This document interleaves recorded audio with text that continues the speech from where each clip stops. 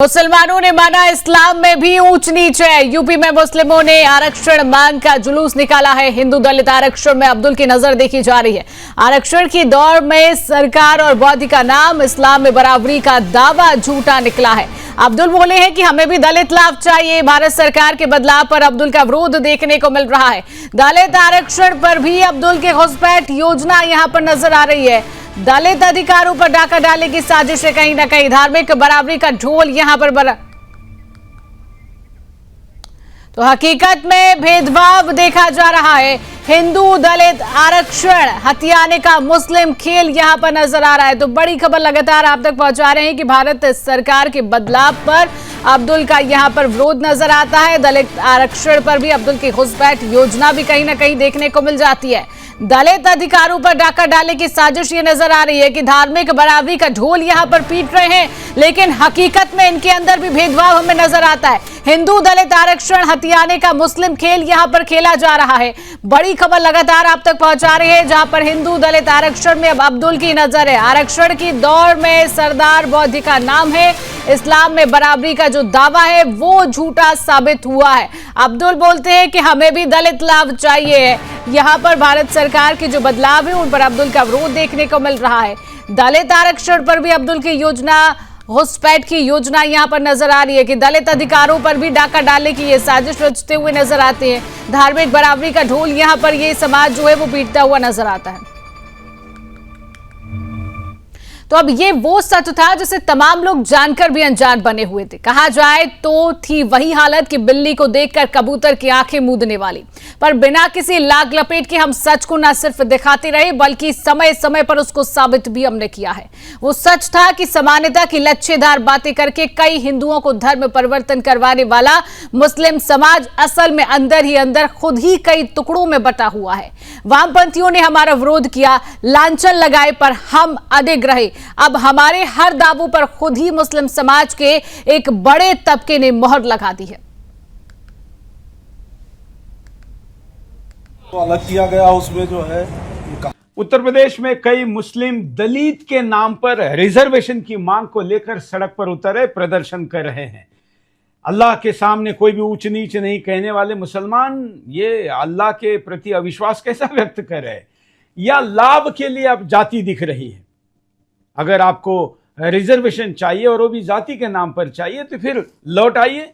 हिंदू बने बगैर किसी को भी ये रिजर्वेशन नहीं दिया जा सकता। डॉक्टर बाबा साहब अम्बेडकर जी ने ये बात कही है और मैं सरकार को भी कहूंगा कि इन लोगों के दबाव में ना आए। मैं मीडिया को भी ये दृष्टिकोण लेने के लिए कहूंगा, जहां भी प्रदर्शन चल रहा है वहां पर पहुंचने वाले यूट्यूबर हो, अन्य मीडिया के पत्रकार हो, उनसे आग्रह है कि इनको ये सवाल अवश्य पूछे और इसी आधार पर इस आंदोलन का विरोध करें। उत्तर प्रदेश में कई मुस्लिम दलित के नाम पर रिजर्वेशन की मांग को लेकर सड़क पर उतरे प्रदर्शन कर रहे हैं। अल्लाह के सामने कोई भी ऊंच नीच नहीं कहने वाले मुसलमान वापस लो, वापस लो, वापस लो, काला कानून वापस लो, वापस लो, वापस लो, दलित दलित एक समान, हिंदू हो या मुसलमान। तो अलग किया गया उसमें जो है ये कहा गया था कि मुसलमान जो है। तो सोमवार 11 अगस्त को उत्तर प्रदेश के कई जिलों में मुस्लिम समाज के प्रतिनिधियों ने जुलूस निकाले। यह जुलूस पीस पार्टी के नेतृत्व में निकला था। जुलूस की मुख्य मांग थी कि मुस्लिमों के दलित समुदाय को भी SC/ST वर्ग में शामिल किया जाए। सीधे तौर पर हिंदू, दलित, बौद्ध और सिख धर्म के लोगों का नाम लिया गया। अल्पसंख्यक शब्द जोड़कर देश की मलाई खा रहे कुछ लोगों को अब हिंदू व सिख दलितों के हितों में भी हिस्सेदारी चाहिए, बिना ये बताए कि वो अपनी अल्पसंख्यक वाली मस्जिद में कितनी साझेदारी करेंगे। संत कबीर नगर जिले में जो जुलूस निकाले गए उसकी कुछ झलकियां हम आपको दिखाते हैं। देखिए कैसे यहां अब्दुल खुलकर सरदारों और हिंदुओं की दलित बिरादरी में अपना हिस्सा मांग रहा है। नवबौद्धों को तो यह खास तौर पर सुनना चाहिए क्योंकि मुस्लिमों के जुलूस में उनका भी नाम पूरे जोर शोर से लिया जा रहा है। देखिए, आरक्षण मिल गया, फिर उनको उसमें शामिल कर लिया।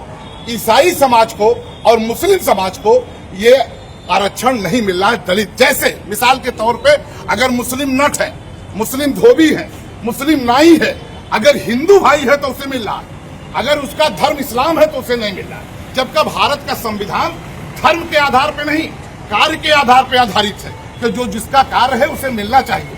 हम हिंदू से मिलेगा तो उन्हें भी मिला, उन्हें भी मिला। हम लोग भी कर रहे हैं। हमारे समाज में जागरूक थोड़ा कम है, हम समाज को जागरूक कर रहे हैं। जिस दिन मुस्लिम दलित समाज, चाहे वो नाई हो, धोबी हो, या हमारा पत्थरकट हो मुस्लिम में, या बुनकर हो, या हमारा जो है तमाम जो जितने समाज में आते हैं, ये लोग जिस दिन तैयार हो जाएंगे, सरकार पे पूरी राष्ट्रपति महोदय पर पूरा उम्मीद है कि हमें ये आरक्षण मिलेगा और उससे देश का भला होगा, समाज का भला होगा। वापस लो, वापस लो, वापस लो, काला कानून वापस लो। तो आपको क्या लगा कि बात यहीं पर खत्म हो गई है? जी नहीं, ये अब्दुल तो अंग्रेजों का भी पिट्ठू यहाँ पर निकला है। पुराने कई बयानों में आपने इनको ही सुना होगा कि आजादी की लड़ाई में इनका ही योगदान रहा है। कुछ देशभक्तों पर इन्होंने ही लांछन भी लगाया। स्वाधीनता का सारा ठेका अकेले लेने वालों ने तो इस स्वतंत्रता के बाद भारत सरकार ने बदल कर ठीक नहीं किया। ये सब तो 80 साल पुराने गुलामी वाले कानून की बहाली तक मांग कर रही है। खुद सुन लीजिए और आप देख लीजिए। को आर्टिकल 341 के तहत भारत के देश में, हमारे समाज में जितने बिरादरियों में दलित थे, चाहे वो बौद्धिस्ट थे, चाहे वो ईसाई थे, चाहे वो मुस्लिम थे, चाहे वो हिंदू भाई थे, सारे लोगों को दलित आरक्षण मिल रहा था। लेकिन 1950 10 अगस्त को उस वक्त का मौजूदा प्रधानमंत्री पंडित जवाहरलाल नेहरू जी ने आर्टिकल 341 के तहत मिल रहा था, आर्टिकल 341 3+ लगाकर उसे रोक दिया, खत्म नहीं किया। उसमें इन्होंने कानून ये बनाया कि अगर हिंदू दलित हो तो मिलेगा। वापस लो, वापस लो, वापस लो, काला कानून वापस लो, वापस लो, वापस लो, दलित दलित। तो इसी खबर पर चर्चा करेंगे। तमाम पैनलिस्ट हमारे साथ मौजूद है। परिचय आपसे करा देती हूँ। हमारे साथ दलित हिंदू हित चिंतन के साध्वी गीता जी हमारे साथ जुड़ चुकी हैं। गीता जी, बहुत बहुत स्वागत। सुदर्शन न्यूज में हमारे साथ मुस्लिम स्कॉलर मुमताज आलम रिजवी जुड़ चुके हैं। मुमताज जी, आपका भी बहुत बहुत स्वागत। ब्यूरो चीफ रजत मिश्रा जो तमाम जानकारी हमारे सामने रखेंगे, और हमारे साथ पीस पार्टी के प्रवक्ता हाफिज गुलाम सरवर जुड़ चुके। तो आप सभी का बहुत बहुत स्वागत करती हूँ। और सबसे पहले सवाल मेरा रहेगा, चर्चा की शुरुआत मुस्लिम स्कॉलर मुमताज आलम रिजवी। अब ये बताइए कि जिस तरीके से अल्पसंख्यक में आप पहले ही मजे ले रहे हैं, सारी सुविधाएं आपको मिल रही हैं, लेकिन अब आपको दलितों का भी हक चाहिए। आपको तो पहले ही अल्पसंख्यक की सारी सुविधाएं सरकार दे रही है। नहीं, क्यों नहीं चाहिए? अभी आप लोग जो है कहते हो कि भाई चौथी नस्ल में जाइए तो आप हिंदुस्तान मिलेगा, कि आपकी जात कौन सी है, बिरादरी, भाई आप सब तो डीएनए यही का है, आप ही लोग तो कहते हो। अब हिस्सा देने में क्यों घबराहट हो रही? फिर जहां तक आप बार बार की इस्लाम में बराबरी का, तो उसकी वजह सुन लीजिए, एक शेर सुन लीजिए। एक ही सफ में खड़े हो गए महमूद व अयाज, न रहा बंदा कोई और न बंदा नवाज। मतलब बादशाह भी और उसका कारिंदा भी, वो एक साथ बैठने का हक अल्लाह ने दिया कि मस्जिद में अगर आप गए, कहीं गए, तो आप एक साथ नमाज पढ़ सकते हैं। वहां ये नहीं कि बादशाह है तो वो आगे ही बैठेगा, और अगर कोई बंदा है या कारिंदा है तो वो बिल्कुल पीछे बैठेगा। ऐसा नहीं, ये बराबरी की बात है। अब ऐसा थोड़ी है कि कोई मुसलमानों में अगर IAS बन जाए और कोई जो है वहां चपरासी हो तो उसको कह दें साहब ने ये अलग अलग हो गए। नहीं, अलग अलग ऑफिस में होंगे, दफ्तर में होंगे, लेकिन जब अल्लाह की बारगाह में जाएंगे तो वहां सब एक हो जाएंगे। ये बराबरी की बात हो रही है यहाँ पे। तो इसलिए ये जो मांग है, मैं समझता हूँ बिल्कुल सही है। हिंदुस्तान का जो निजाम है, हिंदुस्तान का जो कल्चर है, तहजीब है, और हिंदुस्तान का जो आइन है, उसके मुताबिक मैं समझता हूँ बिल्कुल उनकी एक जायज डिमांड है, जायज मांग है। और जहां तक आप लोगों का एतराज था, डाका डाल रहे हैं, ये कर रहे हैं, वो कर रहे हैं, तो आप लोग भी तो नहीं मानते हो। क्या आप वर्ण व्यवस्था मान रहे हो? क्या व्यवस्था की नजर में ठीक है? बताइए आप, अगर ठीक है तो उसको लागू कर दीजिए। फिर मनुस्मृति, चलिए ठीक है। रजत मिश्रा ब्यूरो चीफ हमारे साथ बने हुए। रजत, पीस पार्टी जिस तरीके से जुलूस निकाल रही है, क्या कुछ इसको लेकर अपडेट है? क्या कुछ उसकी मांगे है? क्या कुछ जानकारी है रजत आपके पास इसको लेकर? देखिए शिवांगी, पीस पार्टी की तरफ से एक मांग की गई है कि मुस्लिमों को आरक्षण का लाभ दिया जाए, और इसी के तहत जो ज्ञापन है ये पीस पार्टी की तरफ से दिया जा रहा है। लेकिन पीस पार्टी के लोग ज्ञापन देते समय ये भूल जाते हैं कि संविधान के तहत ही धार्मिक आरक्षण ना दिए जाने की बात की गई थी। आर्टिकल 14 और 15 इस बात को कहते हैं कि धार्मिक आधार पर किसी प्रकार का आरक्षण नहीं दिया जा सकता। और जहां तक बात जो भी मुस्लिम स्कॉलर ने कही कि क्या जो मुस्लिमों में जो ऐसी पिछली हुई जातियां हैं उनको आरक्षण नहीं दिया जा सकता, तो बिल्कुल उनको आरक्षण दिया जा सकता है। और ये बात लगातार हम लोग भी कह रहे हैं कि बिल्कुल आरक्षण का लाभ लीजिए, लेकिन उससे पहले हिंदू धर्म को अपनाइए और हिंदू धर्म को अपनाकर जो आरक्षण का लाभ लेना है, जिस तरीके से जो संविधान के तहत एक व्यवस्था दी गई, उस व्यवस्था का लाभ उनको भी मिल सकता है। आपसे मैं ये सवाल करना चाहूंगी, वैसे तो देखिए आप लोग कहते हैं कि हम सब एक हैं, हमारे में जातियां नहीं है, लेकिन जब धर्म परिवर्तन आप कराते हैं तब तो आप एक का नारा देते हैं कि हिंदुओं में जो है आप लोग जातियों में बटे होते हैं, लेकिन हमारे धर्म में तो हम एक हैं। और अब आप तमाम जातियों में बट जाते हैं क्योंकि आपको नौकरी पानी है, तब आप आरक्षण की बात करने लगते हैं। देखिए, 2-3 सवाल शिवानी जी आपने उठाया है। मेरी हाथ जोड़कर विनती है कि उत्तर ले लेंगे, फिर कोई इंटरवीन करें, कोई परेशानी नहीं, मगर उत्तर ले लेंगे। ठीक है, उत्तर दीजिए आप। हाँ, सबसे पहले ये देश जिसमें हम सब रह रहे हैं इसका नाम भारत है, और भारत संविधान से चलता है, ना कि कुरान या मनुस्मृति से चलता है। और संविधान में भी इक्वलिटी और लिबर्टी की बात है, जस्टिस की बात है। जिस आर्टिकल का जिक्र अभी कर रहे थे आपके संवाददाता, आर्टिकल 14, 15, 16, 17, तो आर्टिकल 14 में तो पहले ही इक्वलिटी बिफोर लॉ। कानून की निगाह में जब सभी भारतीय एक समान हैं तो आरक्षण ही खत्म कर दीजिए। जब से एक समान ही है तो फिर आरक्षण क्यों? इसका मतलब भारतीय संविधान में आरक्षण की व्यवस्था है। वो व्यवस्था धर्म के आधार पर नहीं है, वो पेशे की बुनियाद पर है, काम की बुनियाद पर है, सामाजिक पिछड़ेपन की बुनियाद पर है। जो आइडेंटिटी की गई है शेड्यूल्ड कास्ट की, जो सूचियां बनी हैं, उन सूचियों में आपने जिन जिन वर्गों को समाहित किया है उसमें हिंदू, मुसलमान, सिख, ईसाई सभी है।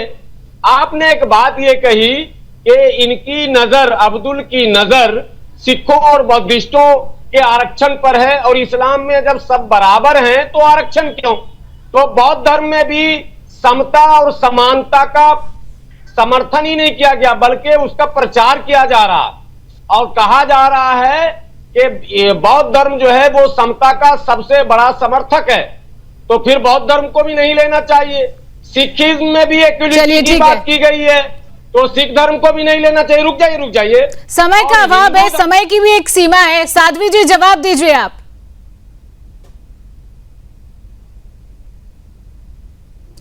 साध्वी जी, मुस्लिम समुदाय के कहने से चलेगा। हर जगह इन लोगों को मक्खन मलाई चाहिए। संविधान के आधार पर जो इनको आरक्षण दिया गया इसमें उन्हें तसल्ली नहीं है। जब देश का बंटवारा हुआ और जब हमारी बहन बेटियों के साथ मुस्लिम समुदाय के लोगों ने अत्याचार किया, तब समाज के लोगों ने अपनी जान की परवाह न करते हुए उसका सामना किया। मांग उठा रही है और ये पहली बार नहीं है, लगातार। साध्वी जी को सुन लीजिए, आपको भी देखिए आपको भी शांति से सुना गया आपकी बात को। अब जवाब आपको मिल रहा है तो आप शांति से सुनिए उनकी बात को। जी ठीक है। हम सबका सम्मान करते हैं, अब्दुल कलाम का भी सम्मान करते हैं, हम असुल्ला खान का भी हम सम्मान करते हैं। जब हमारी बहन बेटियों का ये लोग धर्म परिवर्तन कराते हैं, उनका दिमाग डाइवर्ट करते हैं, उस समय इन्हें याद नहीं आती आरक्षण की। उस समय फिर ये अपने धर्म के प्रति हमारी बहन बेटियों को क्यों जागरूक करते हैं, क्यों उनको बेला फुसकाकर उनका धर्म परिवर्तन करते हैं? उस समय कहाँ चले जाते हैं लोग? इसलिए ये सब दलित समाज के लोग बर्दाश्त नहीं करेंगे। सरकार संविधान के अनुसार ही आरक्षण की व्यवस्था है और वो व्यवस्था हमेशा रहेगी। यानी कि धर्म के आधार पर आरक्षण की व्यवस्था है। धर्म के आधार, अगर धर्म को आप मानते हैं तो फिर हमारी बहन बेटियों के साथ एक तरह उन्हें बेला फुसका धर्म परिवर्तन क्यों कराते हैं आप लोग? क्यों आप जात पात की भेदभावना को आकर्षित करते हैं? इसलिए संविधान में जो लिखा है तो हम सबको मानना होगा। भारत में रहना है तो भारत के संविधान के अनुसार आप लोगों को, हम सबको कार्य करना होगा। हम इस देश के नागरिक हैं, भारत में रहना है तो संविधान के अनुसार आप लोगों को रहना होगा। तो संविधान के हिसाब से तो मांग रहे हैं हम। संविधान में धर्म के आधार पर आरक्षण देने से साध्वी जी मेरा भी यहाँ पर आपसे एक सवाल रहेगा। साध्वी जी, ये जो आरक्षण की बात कर रहे हैं, मुस्लिम समुदाय जो आरक्षण की बात कर रहा है, आप क्योंकि विशेष तौर पर उसी समुदाय से, तो आप क्या कहेंगे? क्या इनको आरक्षण दिया जाना चाहिए? क्या आपकी राय है इसको लेकर? सरकार के साथ है और सरकार जो निर्णय लेगी SC ST समाज सड़कों पे उतर आएगा और जो संविधान के अनुसार आरक्षण इनको अल्पसंख्यक के अनुसार दिया गया है वो इन्हें मिल रहा है। अब इन्हें हर क्षेत्र में मक्खन मलाई चाहिए, हर क्षेत्र में इनको आरक्षण की जरूरत है, नौकरी में भी चाहिए, हर चीज में इनको आरक्षण चाहिए, तो ये पॉसिबल नहीं है, ये नहीं होगा। अभी प्रधानमंत्री जी की बातों से सहमत है साध्वी जी या नहीं? गृह मंत्री जी की बातों से सहमत है या नहीं? गृह मंत्री जी ने कर्नाटक में कहा कि धर्म के आधार पर आरक्षण नहीं दिया जा सकता है और साध्वी जी कह रही है धर्म के आधार पर दिया जा सकता है। अरे तो आप पढ़ लीजिए। गुलाम सरवर जी, गृह मंत्री ने तो 3 तलाक कानून भी लगाया था, तब तो आप लोग सड़कों पर आ गए थे, तो उसको क्यों नहीं माना? उनकी बात से तब आप सहमत क्यों नहीं थे? फिर उस पर बाद में आप कर लेंगी 3 तलाक पर बहस। तो आपकी बात का क्यों बाद में कर लेंगे? क्यों बाद में कर लेंगे? आपके पास उसका जवाब नहीं है, क्यों बाद में कर लेंगे? जब आप प्रधानमंत्री और गृह मंत्री की बात कर रहे हैं तो आपके जब 3 तलाक कानून लाया गया तब आप लोग क्यों सड़कों पर उतर आए? तब आप उनकी बात से सहमत क्यों नहीं थे? सिविल कोड प्रधानमंत्री ने जो किया है वो बिल्कुल सही किया है। सबके साथ सबके विकास को लेकर जो सरकार कार्य कर रही है उस आधार पर आपको आरक्षण दिया गया है। बताओ, आरक्षण धर्म के नाम पर मिलना चाहिए, आरक्षण चाहिए, हर क्षेत्र में मक्खन चाहिए, उस समय कहाँ चले जाते हैं? जब किसी को साथ चलने की बात होती है तब आप जो जात पात के बीच में चलिए ठीक है, हमारे साथ ब्यूरो चीफ भी मुस्लिम समाज ब्यूरो चीफ रजत मिश्रा भी बने हुए। रजत देखिए, लगातार जो बात सामने आ रही है कि हमने भी देखे, सुदर्शन न्यूज भी लगातार इस मामलों को दिखाता है कि मुस्लिम समुदाय में किस तरीके से हिंदू बच्चियों को, हिंदू बेटियों को धर्म परिवर्तन कराया जाता है। तब ये बात करते हैं कि हम एक हैं, एक का नारा देते हैं, लेकिन जब आरक्षण की बात आती है तो ये जातियों में बढ़ जाते हैं। रजत क्या कहेंगे और क्या कुछ मांगे वहां पर नजर आती है, इसको लेकर भी जानकारी। रजत देखिए शुभांगी, ये अपनी सुविधा के अनुसार सहूलियत लेने जैसी बात है और सीधे तौर पर डबल बेनिफिट लेने की कोशिश अब समाज की तरफ से की जा रही है। ओबीसी के तहत जो रिजर्वेशन है वो मुस्लिम समाज की कई जातियों को मिलता रहा है, लेकिन अब ऐसी जातियों का भी जो रिजर्वेशन है उसको भी लेने की जो कोशिशें हैं वो लगातार की जा रही है। मतलब सीधा सीधा दलितों के ऊपर एक प्रहार किया जाएगा, उनके रिजर्वेशन के ऊपर एक प्रहार करने की कोशिश है या उसमें घुसपैठ करने की सीधे तौर पर कोशिश है और दोहरा लाभ लेने की कोशिश है। तो अपनी सुविधा के अनुसार जो एडजस्टमेंट है वो कर लिए जाते हैं, जिसका जिक्र भी आपने किया कि अगर 3 तलाक की बात होगी तो ये लोग चुप हो जाएंगे, जब सीए और नैप्सी की बात होगी तब उसका गृह मंत्री के बातों का विरोध किया जाएगा। लेकिन अगर किसी धार्मिक आधार पर आरक्षण ना देने के बाद जबकि उसको अगर डिटेल वे में समझने की कोशिश करेंगे तो उसका मतलब साफ है कि मुस्लिम समाज को इस आधार पर आरक्षण नहीं दिया जा सकता, क्योंकि वो मुस्लिम समाज की जो अन्य सब कास्ट है उसके आधार पर अगर आरक्षण सही बात करें रजत की ये समुदाय जो है अपनी सुविधाओं के अनुसार बात करते हैं। फिलहाल आप सभी मेहमानों का, आप सभी पैनलिस्ट का हमारे साथ जुड़ने के लिए, समय देने के लिए आप सभी का बहुत बहुत धन्यवाद।